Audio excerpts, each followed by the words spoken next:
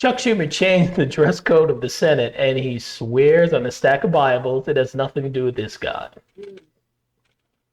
Just a coincidence. Welcome back, Senator. Why wouldn't you want to dress like that on a Senate floor? Look at him. Confident you can serve your full 6 years?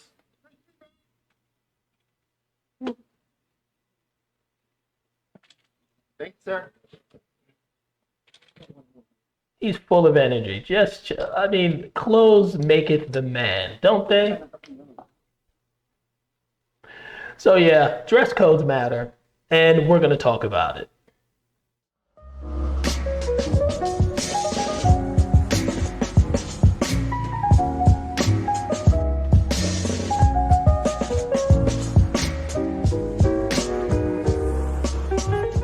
Hello everyone, this is Keith. Welcome to the Ghetto Sapien channel, your home of inner city intelligence. Let's get right into it.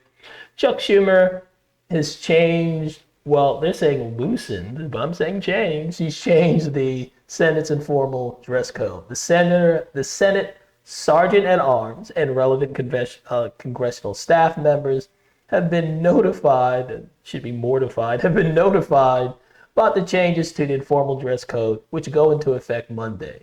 Monday's going to be interesting in the Senate. I hope other people follow suit. And speaking of suits, bad segue. Look, there's no excuse for this dude to be dressed like this. He's supposed to represent the state of Pennsylvania. He's supposed to represent everyone in Pennsylvania. You'd think he would take the job seriously. This is telling me he's not taking it seriously. I'll give you several examples in a moment why this shows he has no respect for the office. He's there for his own pleasure, his own comfort, and maybe his lust for power. But look at this guy. See, this guy's probably as big as Fetterman. He looks perfectly fine and presentable in a suit. So Fetterman has no excuse for not wearing one. Okay, let's continue the story. Senate Majority Leader Chuck Schumer of New York, big surprise, has quietly changed the Senate's informal dress code to allow senators to wear whatever they want on the floor, a person with direct knowledge. And that is whatever. That qualifies right there.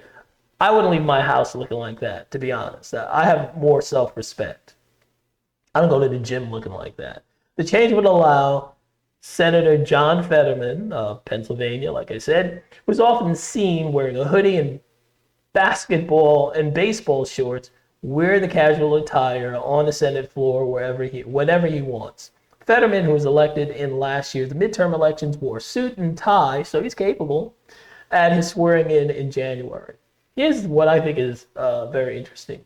Although senators will benefit from the change by being permitted to sport casual clothes in the Senate chamber, their staffs are still required to wear business clothes under the old dress code.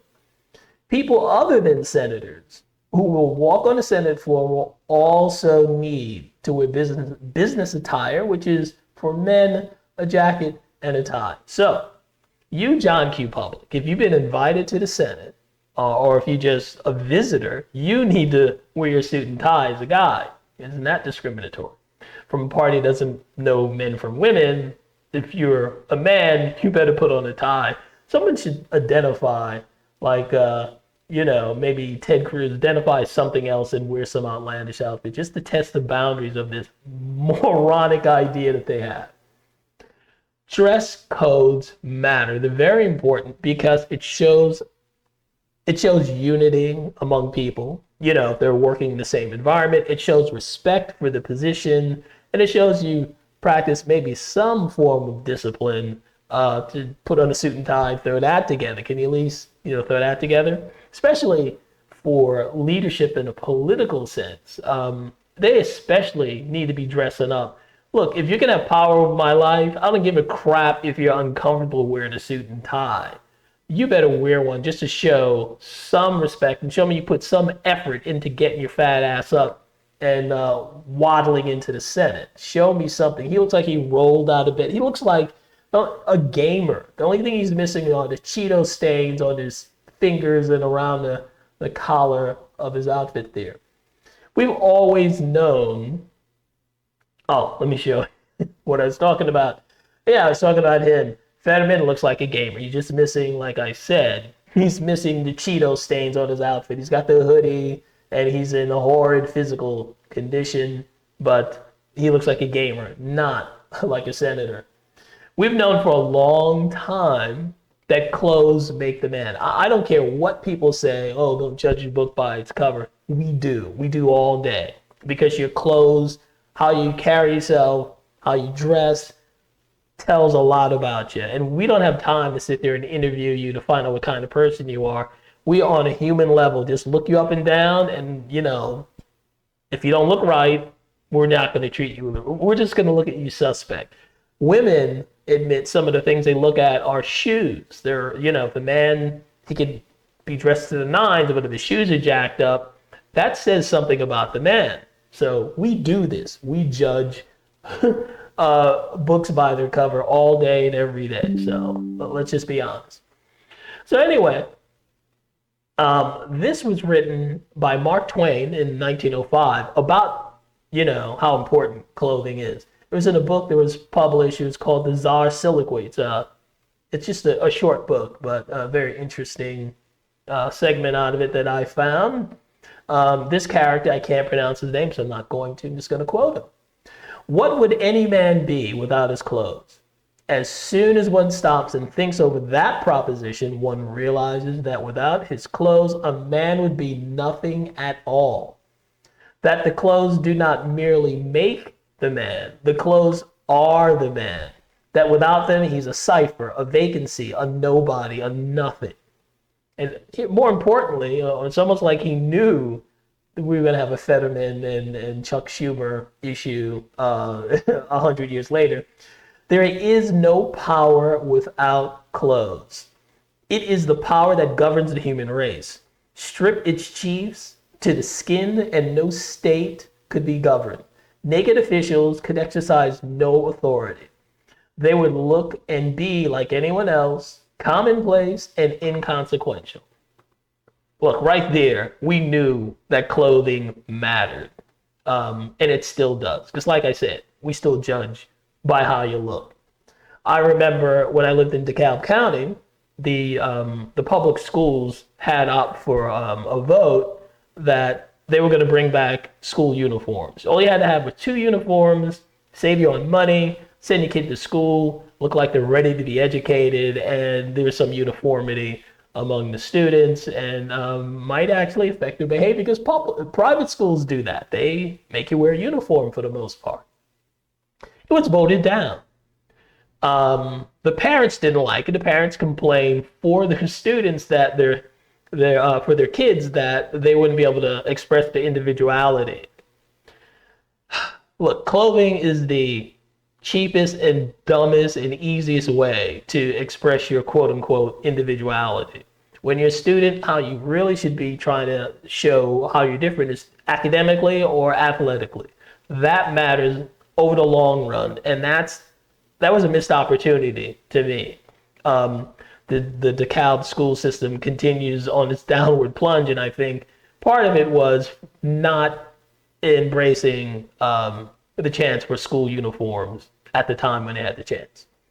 When I lived in New York, we had a dress code to go to the clubs. This is back in the 80s. You want to go, and it was mostly on guys. This restriction was on guys, and we understood that's how it was, because if there's going to be some scuffle or fight or something crazy, it's going to be the guys, at least back in the 80s. Now women fight as crazy as guys do. But you had to wear a suit and tie on Saturdays, or you had to have a shirt with a collar on Fridays. And that's how it was. And we never had any fights. And I went to clubs for a long time in New York having a good time. I did meet a club owner who said he tried to relax the dress code at his club for a couple of weeks, and he said the behavior got out of hand. Kids were fighting, young people were drinking and getting drunk. And when he snapped back the dress code in place, the wayward behavior went away. We are affected by how we dress. If you went to a McDonald's and everyone behind the counter was just like Fetterman, you'd probably leave. you'd think they weren't taking the job seriously. They would probably mess your burger up or drop it on the floor and pick it up, and that might be happening anyway. But you really think that there's a stronger chance, a better chance of that happening if everyone was dressed in shorts and some nasty ass t-shirt and flip-flops than if they were all wearing a uniform, paper hat or not. Uniforms matter. Dress codes matter. They have a place in society. Um, if you weren't, if you owned think of it this way: if you were, say, like you had a business and you needed a bank loan for some project or something like that, and you went to a small, local bank because they had better rates, and you sat down, and the loan officer was dressed like Fetterman, t-shirt, shorts, and flip-flops, you'd probably walk out of the bank thinking they're not serious about this at all.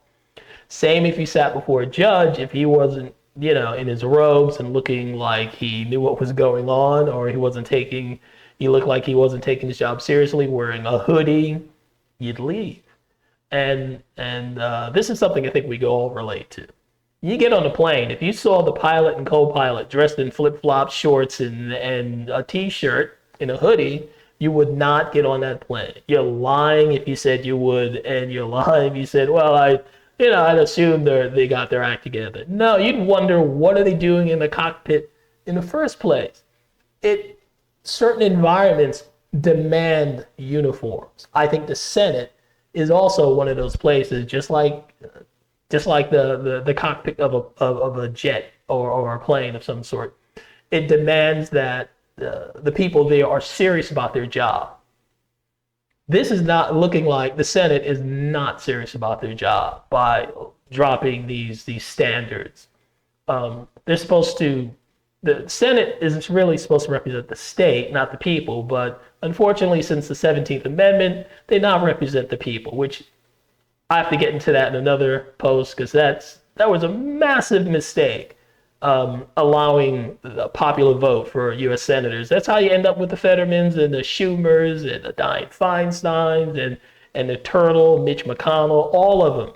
They should not be there. This is, again, I think, this stemmed from the 17th Amendment, the passing and ratification of it. But that's for another podcast.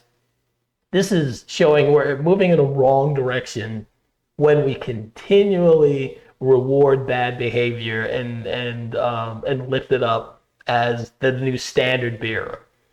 I don't want to turn on C-SPAN and see a bunch of senators dressed like YouTube gamers or something like that.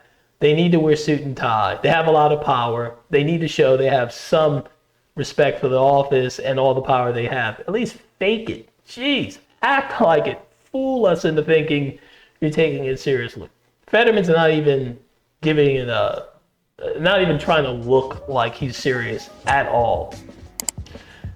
Well, that's all I got to say on this. What's your comment? Like, share, comment, and subscribe.